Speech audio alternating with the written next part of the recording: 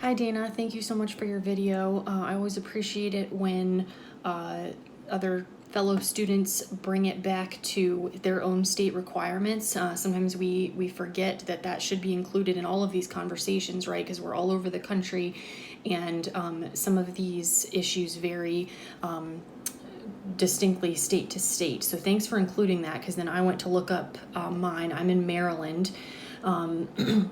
Where we're using the credential title LCPC for Licensed Clinical Professional Counselor.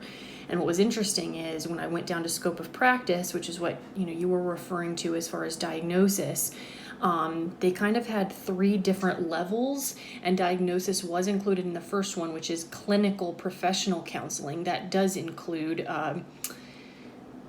diagnosis, prevention, and treatment.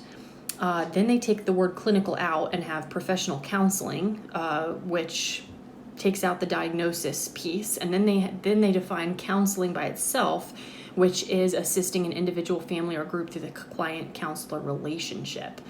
So I'm a little confused about that. I'm not sure what they're getting across here. They're defining 3 terms, but they're just kind of lessening it each time. So it didn't really answer my question in terms of, can I diagnose in Maryland as an LCPC or not? So I'll have to do a little bit more research on that. But then, the other question becomes, we're not medical doctors, right? So in terms of diagnosis, we're certainly not diagnosing for the purpose of prescribing medication.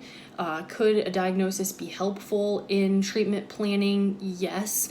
I've also been reading some things lately that talk about how those kinds of diagnoses can kind of pigeonhole not only a counselor but also the clients. We have to be careful about that and maybe have a little bit broader view in terms of treating the presenting problem without necessarily needing to give it a specific diagnosis. So thanks again for your video. I'm going to do some more research on Maryland.